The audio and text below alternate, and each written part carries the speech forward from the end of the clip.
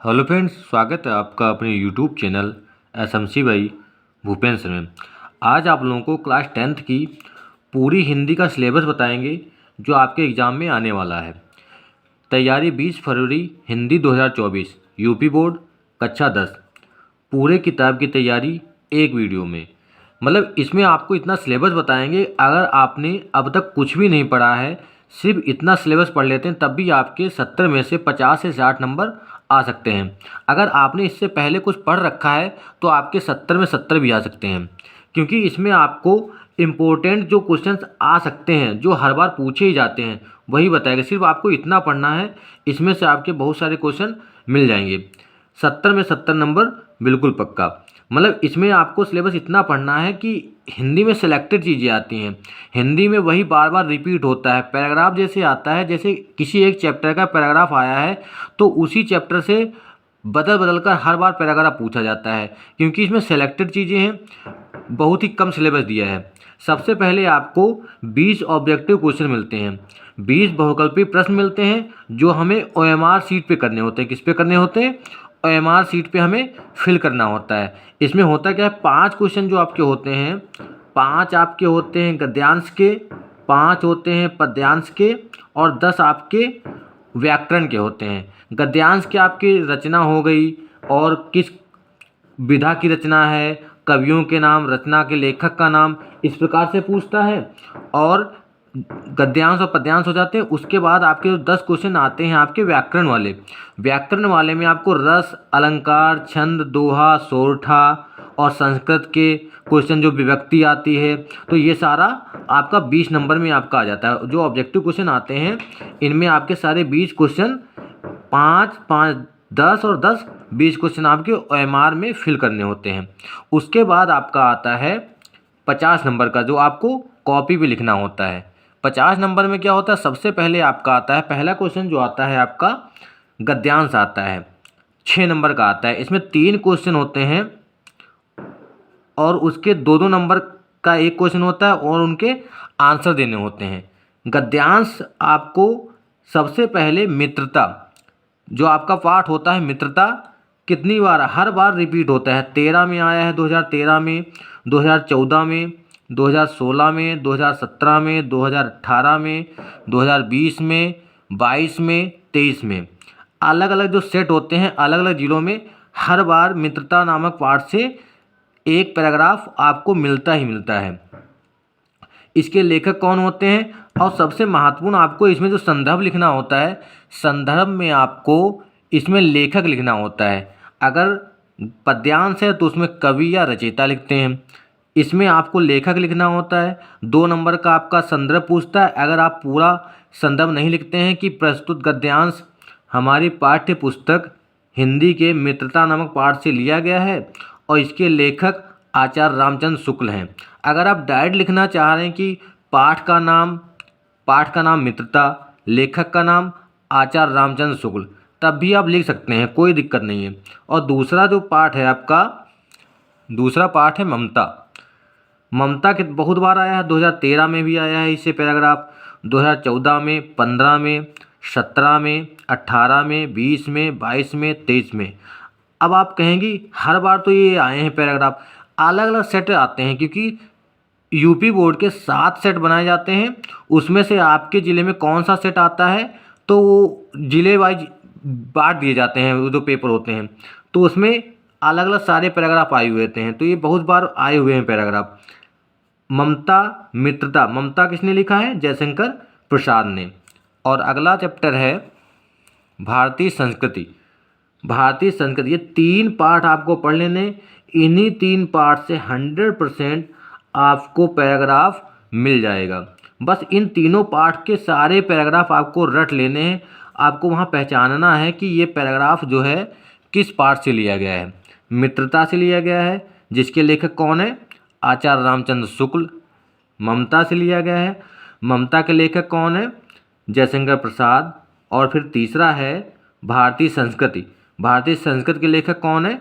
Doctor Rajendra Prasad. बस आपको 3 chapter रट लेने हैं, तीनों पाठ के नाम और तीनों पाठ के लेखक का नाम। आपको इन्हीं में से पैराग्राफ, अगर दोनों पैराग्राफ नहीं मिलते तो एक पैराग्राफ आपको 100% आपको इनमें से मिलेगा ही मिलेगा, इनमें से आपको 100% मिलेगा। अब इसमें आगे दिया है महत्वपूर्ण पद्यांश। महत्वपूर्ण पद्यांश जो है ये भी 6 नंबर का आता है और इसमें भी 3 क्वेश्चन होते हैं, 3 प्रश्न होते हैं, वो भी 2-2 नंबर के। सेम वैसा ही होता है जैसे गद्यांश होता है। इसमें आपको कवि या रचयिता लिखना होता है और पाठ का नाम लिखना होता है। इसमें कविता दी होती है, इसमें क्या दिया होता है, पद्यांश दिया होता है। जैसे दोहे होते हैं, जैसे सूरदास का पाठ है उसमें दोहे दिए होंगे, बड़ी सी कविता दी होगी, उसको आपको पहचानना होगा ये किस पाठ से है और इसका लेखक कौन है। तुलसीदास, रसखान और बिहारी लाल, ये हैं चारों।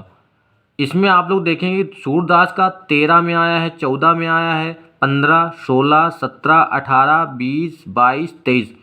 आपके पास अभी 3 से 4 दिन है। आप अगर 2-2, 3 दिन पाठ को रट लेंगे तो आप हिंदी में फेल नहीं होंगे। अगर हाई स्कूल में अगर हिंदी में आप फेल होते हैं तो आपका रिजल्ट फेल हो जाएगा, तो आपका 1 साल बर्बाद हो सकता है। और किसी सब्जेक्ट में अगर आपके मार्क्स कम आते हैं, जैसे मैथ है, साइंस है, तो आपका रिजल्ट में जो है पास लिख के आएगा। लेकिन अगर हिंदी में फेल हो गए तो आपको रिजल्ट में फेल होना पड़ेगा। तो हिंदी की तैयारी अच्छे से करनी है। और जितना सिलेबस है, अगर आपने थोड़ा सा भी अच्छे से पढ़ लिया, 2 दिन भी अच्छे से अगर पढ़ लिया, तो पूरा आपका अच्छे मार्क्स आ जाएंगे, क्योंकि 30 नंबर तो आपके मिल जाते हैं।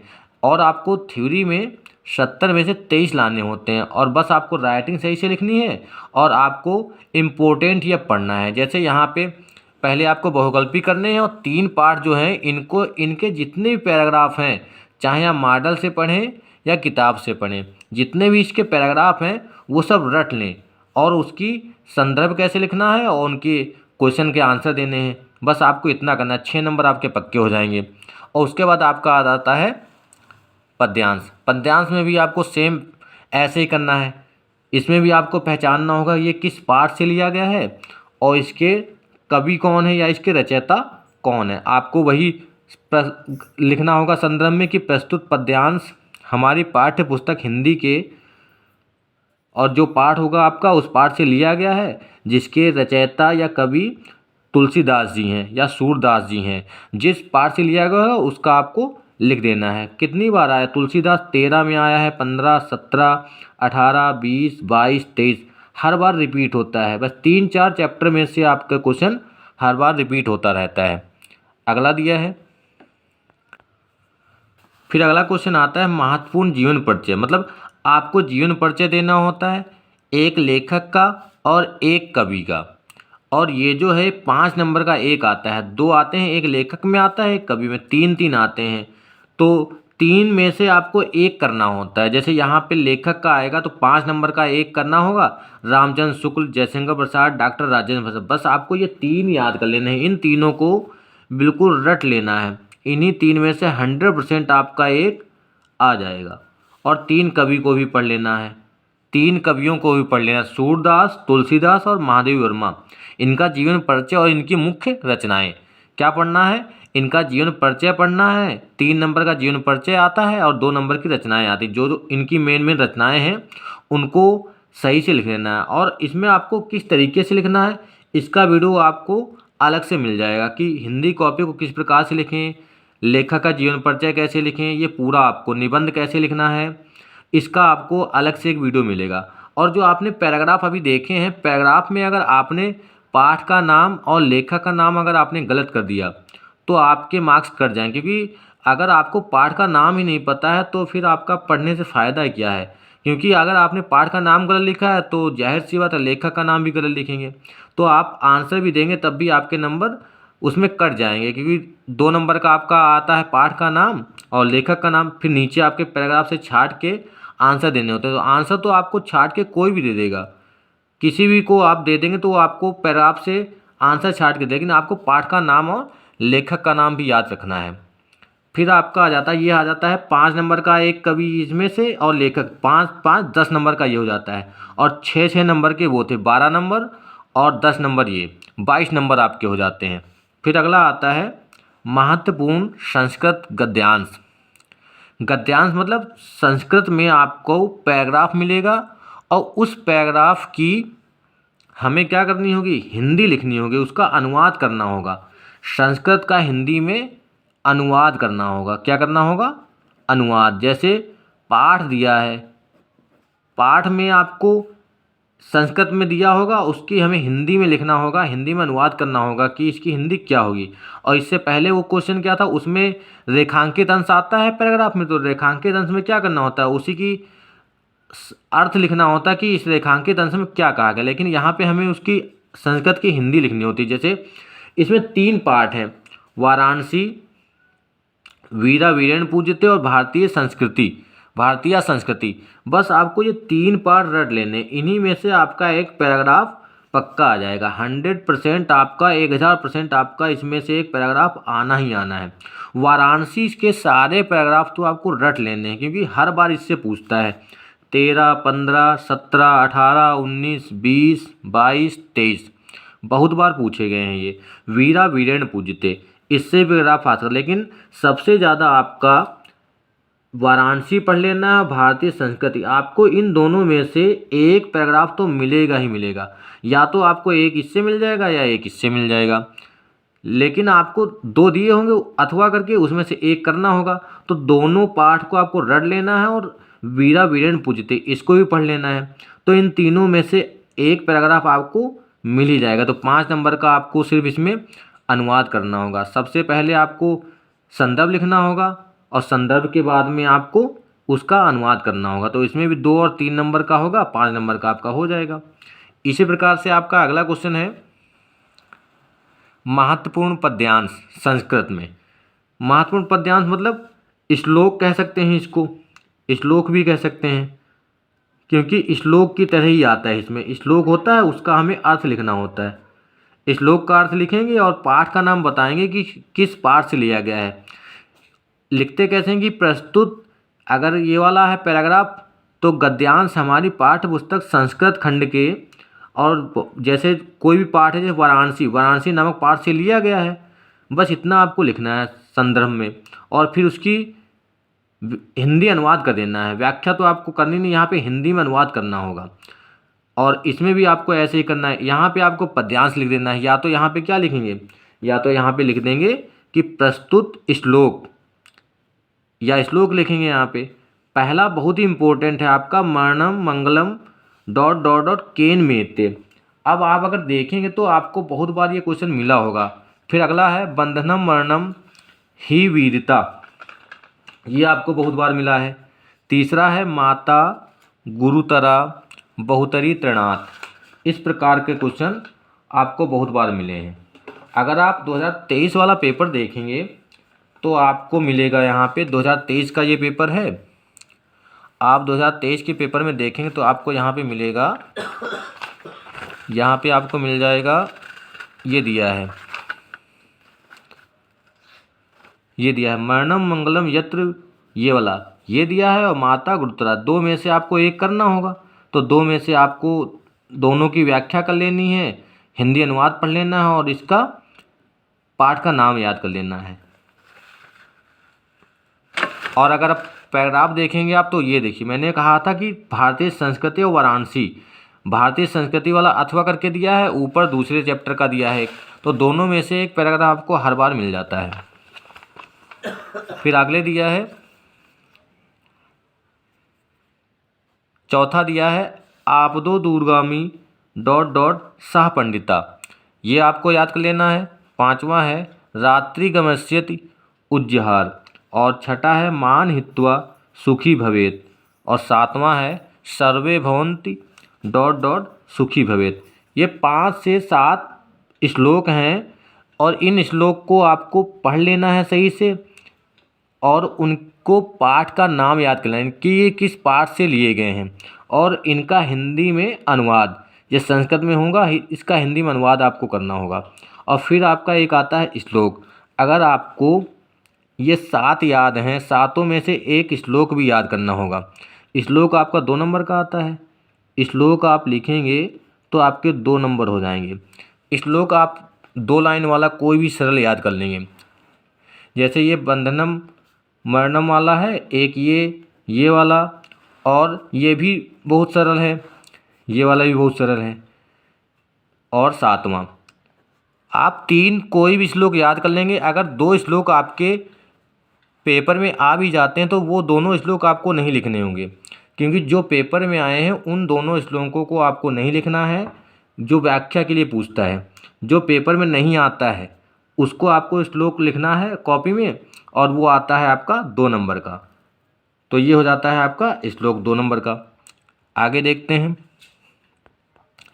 फिर आते हैं आपके संस्कृत में प्रश्नोत्तर 4 नंबर के। 2 नंबर का एक होता है और 2 नंबर का एक होता है। 2 प्रश्न करने होते हैं। 3 से 4 प्रश्न आपको मिल जाएंगे, उसमें से 2 प्रश्न आपको करने होंगे और 2 नंबर का एक प्रश्न होगा। तो ये चैप्टर के नाम दिए हैं, पाठ के नाम। पहला पाठ है वीरा वीरेण पूज। तो इस पाठ के आपको प्रश्नोत्तर पढ़ लेने हैं, भारतीय संस्कृति के, वाराणसी के और चंद्रशेखर आज़ाद के। आपको इन्हीं में से हर बार पूछते हैं क्वेश्चन की 4 या 3 क्वेश्चन आपको मिल जाएंगे, उसमें से 2 के आपको आंसर देने होंगे, वो होते हैं 4 नंबर के। और वीरा वीरेण पूजते और भारतीय संस्कृति, इनमें से तो हर बार पूछा जाता है। और वाराणसी या चंद्रशेखर आज़ाद वाले में से भी अगर आप देखेंगे तो इसमें ये दिए हैं 2023 वाले पेपर में। अगर आप देखेंगे तो ये दिया है 2 प्रश्नों के उत्तर देने हैं, और ये दिया है 2 + 2 मतलब 4, 2 प्रश्न करने हैं 4 नंबर के, ये दिए हैं। ये है चंद्रशेखर आज़ाद वाले पार्ट से और ये वाराणसी वाले पार्ट से। इसी प्रकार के क्वेश्चन आपको 3 से 4 चैप्टर पढ़ लेने हैं, उन्हीं में से आपको हर बार प्रश्न मिल जाते हैं।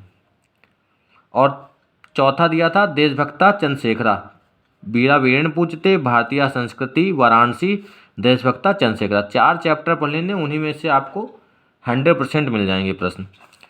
और लास्ट में आपका आता है महत्वपूर्ण निबंध। उससे पहले आपका एक क्वेश्चन बीच में आता है खंडकाव्य। खंडकाव्य क्या होता है? आपके ज़िले में जो भी खंडकाव्य पढ़ाया जाता है, अलग अलग डिस्ट्रिक्ट में अलग अलग खंडकाव्य पढ़ाए जाते हैं। कहीं पे मातृभूमि के लिए पढ़ाया जाता है, कहीं पे कर्ण, अग्रपूजा, मेवाड़ मुकुट, जय सुभाष, ज्योति जवाहर, मुक्तिदूत, कर्ण या तुमुल। एक तुमुल भी होता है। तो बहुत सारे खंडकाव्य हैं, वो सारे आपके एग्जाम में आते हैं।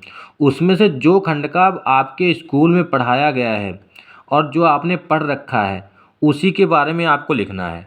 जैसे यहाँ आपके डिस्ट्रिक्ट में लखीमपुर खीरी में मातृभूमि के लिए पढ़ाया जाता है हाई स्कूल में, तो मातृभूमि के लिए आपको लिखना है चंद्रशेखर आज़ाद के बारे में। तो उसमें से 2 प्रश्न आपके आते हैं, 2 प्रश्न में से एक प्रश्न करना होता है और वो होता है 3 नंबर का। तो 2 में से एक प्रश्न करना होता है। तो मातृभूमि के लिए अगर आप करेंगे तो 2 प्रश्न मतलब चंद्रशेखर आज़ाद का चरित्र चित्रण या किसी सर्ग का सारांश पूछ लेता है। लेकिन आपको खंड सही से डालना होगा कि कौन सा खंड हम कर रहे हैं। जैसे यहाँ पे ये दिया है कि अपने पठित खंडकाव्य के आधार पर निम्नलिखित प्रश्नों में से किसी एक का उत्तर देना है। मुक्तिदूत ये दिया है का खंड में पहला और दूसरा। अगर आप का खंड करें तो का खंड वहाँ पे कॉपी में लिखेंगे कि 25 का, इसका हम पहला प्रश्न कर रहे हैं या दूसरा। जैसे आपने अगर ये वाला किया है जो आपके यहाँ पढ़ाया जाता है मातृभूमि के लिए, चा खंड किया है, तो आप वहाँ पे लिखेंगे प्रश्न 25 चा का पहला हम कर रहे हैं या दूसरा। पहला क्या दिया है? मातृभूमि के लिए खंड काव्य की किसी एक घटना का वर्णन कीजिए। मतलब जो मातृभूमि आपने पढ़ रखी है उसके खंड काव्य की किसी एक प्रमुख घटना, जो एक प्रमुख घटना है उसका हमें वर्णन करना है। या सबसे इम्पोर्टेंट ये आता है 3 नंबर का प्रश्न कि मातृभूमि के लिए खंड काव्य के आधार पर चंद्रशेखर आज़ाद का चरित्र चित्रण कीजिए। तो आपको चरित्र चित्रण कर देना है चंद्रशेखर आज़ाद के बारे में। बस थोड़ा सा आपको याद कर लेना है कि हेडिंग डाल के लिख देना है कि वो बहुत निर्भीक थे, साहसी थे, इस प्रकार के हेडिंग डाल के आपको लिख देना है और उसके बारे में पढ़ लेना है। बस मातृभूमि आपने पढ़ी रखी होगी, उसको कहानी की तरह पढ़ लेना और लिख देना है। 3 नंबर का प्रश्न है, 1.5 से 2 पेज आप लिख देंगे तो आपका प्रश्न कंप्लीट हो जाएगा। फिर आपका आता है लास्ट में जो बहुत ही महत्वपूर्ण है, यह है 9 नंबर का, 9 अंक का एक प्रश्न आता है और ये होता है महत्वपूर्ण निबंध। मतलब निबंध आपको लिखना होता है एस्से। तो ये पहला प्रश्न जैसे पहला है बहुत ही इम्पोर्टेंट है, पर्यावरण संरक्षण के उपाय, या दूसरा अगर आप पढ़ लेंगे प्रदूषण की समस्या एवं समाधान, मतलब प्रदूषण का कारण एवं निवारण, ऐसे भी पूछ लेता है। तो अगर आप ये वाला पढ़ लेंगे तो उपाय तो अपने आप इसी में आ जाएंगे। तो प्रदूषण की समस्या एवं समाधान बहुत बार पूछा गया है। ये प्रदूषण बहुत प्रकार के होते हैं, प्रकार भी पूछ लेते हैं, ध्वनि प्रदूषण, वायु प्रदूषण, मृदा प्रदूषण, जल प्रदूषण। आपको हेडिंग डाल के लिख लेना है अच्छे तरीके से। और 9 नंबर का है, लगभग 2 से 3 पेज में आपको लिख देने हैं। आतंकवाद की समस्या एवं समाधान, ये भी आपका इम्पोर्टेंट है। बेरोजगारी की समस्या एवं समाधान, भारत के राष्ट्रीय त्यौहार। भारत के राष्ट्रीय त्यौहार मतलब जैसे 26 जनवरी है, 15 अगस्त है, 2 अक्टूबर है, राष्ट्रीय त्यौहार। अगर किसी त्यौहार का वर्णन आपसे पूछता है तो आप होली, रक्षाबंधन या दीपावली किसी एक का वर्णन कर देंगे। छात्र और अनुशासन, ये भी इम्पोर्टेंट है। और विज्ञान वरदान या अभिशाप। अगर आप पिछली बार देखेंगे तो पिछली बार आपका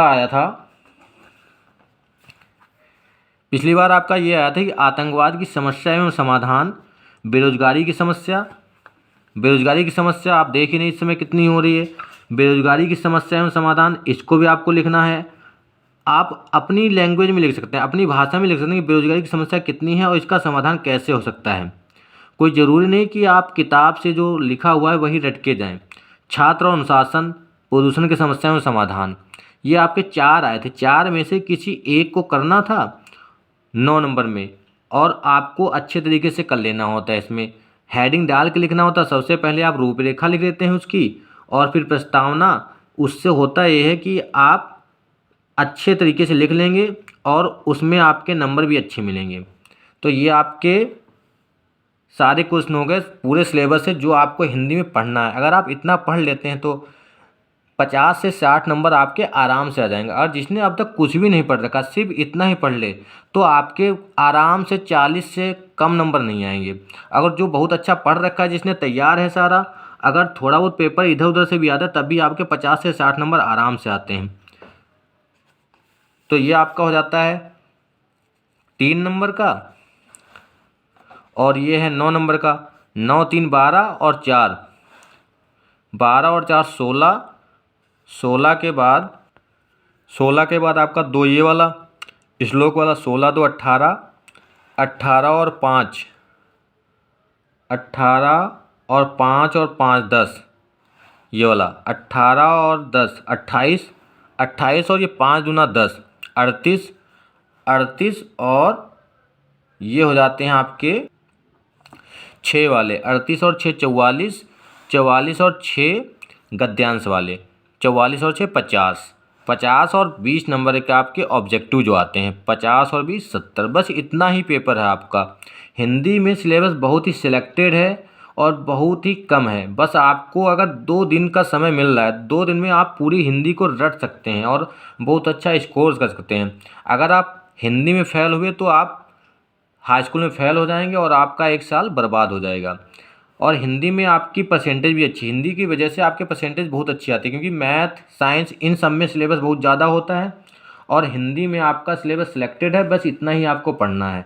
तो अगर आपको वीडियो अच्छा लगा हो तो वीडियो को लाइक करें और शेयर करें। चैनल पे नए हैं तो चैनल को सब्सक्राइब करें और बेल आइकन को प्रेस करें कि जिससे कि आने वाला हर एक वीडियो का नोटिफिकेशन आपको मिलता रहे। क्योंकि आपके जितने भी पेपर हैं हाई स्कूल के, सारे पेपर का आपको इम्पोर्टेंट टॉपिक्स और सारे क्वेश्चंस बताएंगे जो आपके एग्ज़ाम में आने वाले हैं। और मैथ और साइंस के आपके वीडियो तो आप देख ही चुके होंगे। पूरा सिलेबस आपको करा रहे हैं और इसके बाद आपको विज्ञान का भी पूरा कवर कराना है, मैथ और चित्रकला के सारे ऑब्जेक्टिव क्वेश्चंस। तो आप चैनल को सब्सक्राइब कर लें और लाइक कर लें।